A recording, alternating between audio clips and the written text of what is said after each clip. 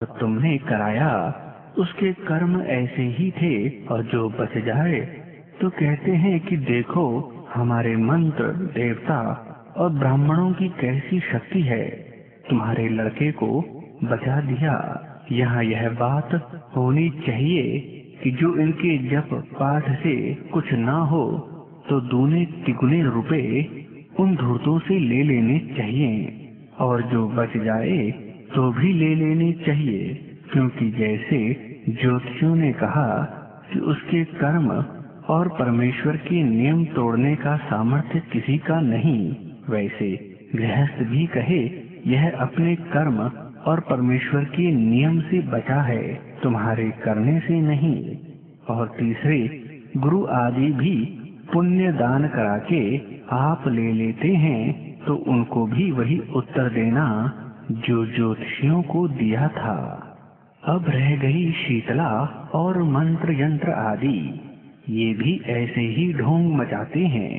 कोई कहता है कि जो हम मंत्र पढ़ के डोरा व यंत्र बना देवें तो हमारे देवता और पीर उस मंत्र यंत्र के प्रताप से उसको कोई विघ्न नहीं होने देते।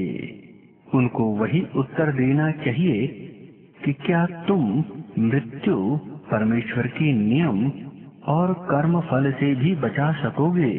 तुम्हारे इस प्रकार के करने से भी कितने ही लड़के मर जाते हैं और तुम्हारे घर में भी मर जाते हैं, और क्या तुम मरण से बच सकोगे?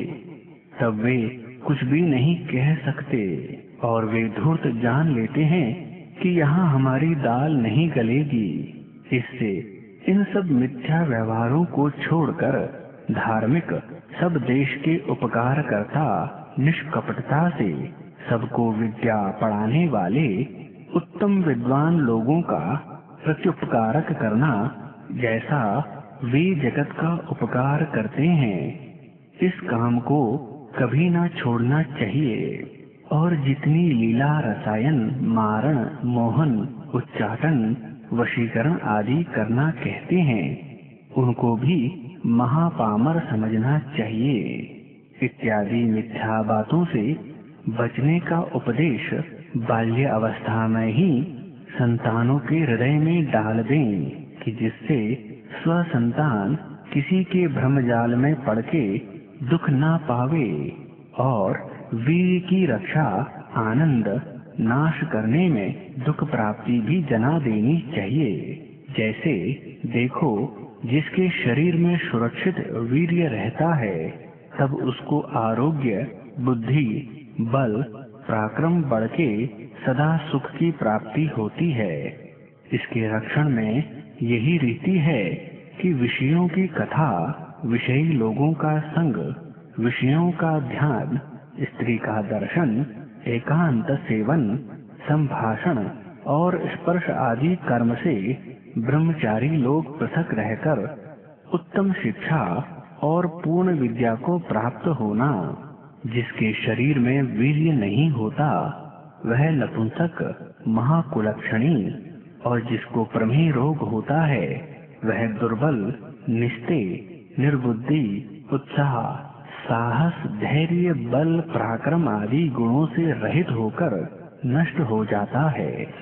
जो तुम लोग सुशिक्षा, विद्या के ग्रहण, वीर्य की रक्षा करने में इस समय चूकोगे, तो पुनः इस जन्म में तुमको यह अमूल्य समय प्राप्त नहीं हो सकेगा। जब तक हम लोग गृह कर्मों के करने वाले जीते हैं, तभी तक तुमको विद्या ग्रहण और शरीर का बल बढ़ाना चाहिए। इसी प्रकार की अन्य अन्य शिक्षा भी माता और पिता करें। इसलिए मातृमान पितृमान शब्द का ग्रहण उक्त वचन में किया है, अर्थात जन्म से 5वें वर्ष तक बालकों को माता, 6 वर्ष से 8वें वर्ष तक पिता शिक्षा करे, और 9वें वर्ष के आरंभ में द्विज अपने संतानों का उपनयन करके आचार्य कुल में, अर्थात जहाँ पूर्ण विद्वान और पूर्ण विदुषी स्त्री शिक्षा और विद्या दान करने वाली हो वहाँ लड़के और लड़कियों को भेज दें और शूद्र आदि वर्ण उपनयन किए बिना विद्याभ्यास के लिए गुरुकुल में भेज दें। उन्हीं के संतान विद्वान, सभ्य और सुशिक्षित होते हैं, जो पढ़ाने में संतानों का लाड़न कभी नहीं करते किंतु ताड़ना ही करते हैं। इसमें व्याकरण महाभाष्य का प्रमाण है। सामृतैः पाणिभिर्घनन्ति गुरवो न विशोषितैः लालनाशैणो दोषास्ताडनाशैणो गुणाः। जो माता पिता और आचार्य संतान और शिष्यों का ताड़न करते हैं, वे जाने अपने संतान और शिष्यों को अपने हाथ से अमृत पिला रहे हैं, और जो संतानों व शिष्यों का लाड़न करते हैं, वे अपने संतानों और शिष्यों को विष पिला के नष्ट भ्रष्ट कर देते हैं। क्योंकि लाड़न से संतान और शिष्य दोष युक्त तथा ताड़ना से गुण युक्त होते हैं, और संतान और शिष्य लोग भी ताड़ना से प्रसन्न और लाड़न से अप्रसन्न सदा रहा करें। परंतु माता पिता तथा अध्यापक लोग ईर्ष्या द्वेष से ताड़ना ना करें, किंतु ऊपर से भय प्रदान और भीतर से कृपा दृष्टि रखें। जैसी अन्य शिक्षा की वैसी चोरी, जारी, आलस्य, प्रमाद, मादक द्रव्य, मिथ्या भाषण, हिंसा, क्रूरता, ईर्ष्या, द्वेष, मोह आदि दोषों के छोड़ने और सत्य आचार के ग्रहण करने की शिक्षा करें। क्योंकि जिस पुरुष ने जिसके सामने एक बार चोरी, जारी, मिथ्या भाषण आदि कर्म किया, उसकी प्रतिष्ठा उसके सामने मृत्यु पर्यंत नहीं होती। जैसी हानि प्रतिज्ञा मिथ्या करने वालों की होती है, वैसी अन्य किसी की नहीं।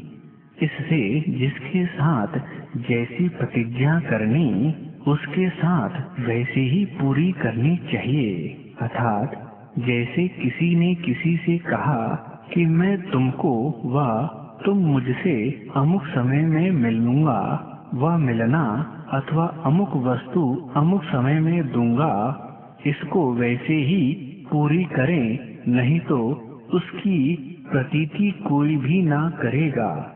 इसलिए सदा सत्य भाषण और सत्य प्रतिज्ञा युक्त सबको होना चाहिए।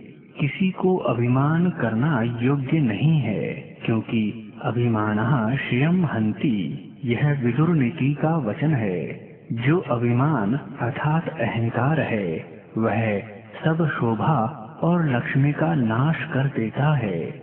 इस वास्ते अभिमान करना ना चाहिए। छल, कपट व कृतज्ञता से अपना ही हृदय दुखित होता है, तो दूसरे की क्या कथा कहनी।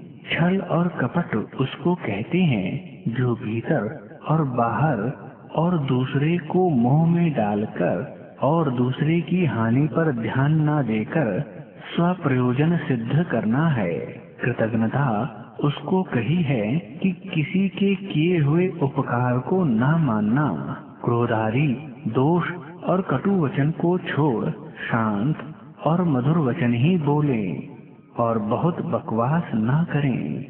जितना बोलना चाहिए उससे न्यून व अधिक ना बोलें। बड़ों को मान्य दें, उनके सामने उठकर जाके उच्च आसन पर बिठावें, प्रथम नमस्ते करें। उनके सामने उच्च आसन पर ना बैठें।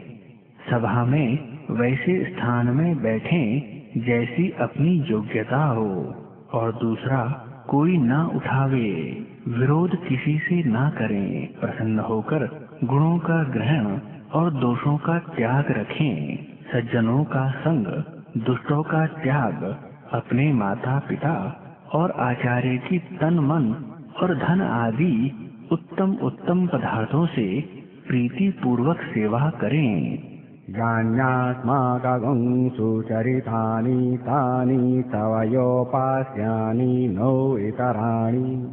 यह तैत्तिरीय उपनिषद का वचन है।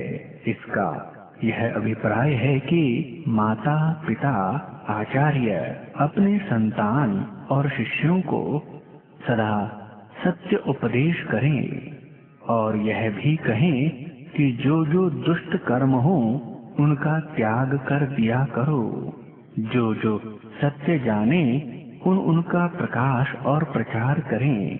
किसी पाखंडी दुष्टाचारी मनुष्य पर विश्वास ना करें और जिस जिस उत्तम कर्म के लिए माता पिता और आचार्य आज्ञा देवें उसका यथेष्ट पालन करो। जैसे माता पिता ने धर्म विद्या अच्छे आचरण के श्लोक निघंटु निरुक्त अष्टाध्यायी अथवा अन्य सूत्र व वेद मंत्र कंठस्थ कराए हों उनका पुनः अर्थ विद्यार्थियों को विदित करावें। जैसे प्रथम समोल्लास में परमेश्वर का आख्यान किया है, इसी प्रकार मान के उसकी उपासना करें। जिस प्रकार आरोग्य विद्या और बल प्राप्त हो उसी प्रकार भोजन छादन और व्यवहार करावें। अर्थात जितनी सुधा हो उससे कुछ न्यून भोजन करें। मद्य मांसादि के सेवन से अलग रहें। अज्ञान गंभीर जल में प्रवेश ना करें, क्योंकि जल जंतु व किसी अन्य पदार्थ से दुख और जो तैरना ना जाने तो डूब ही जा सकता है। न विज्ञाते जलाशये, अविज्ञात जलाशय में प्रविष्ट होके स्नान आदि न करें।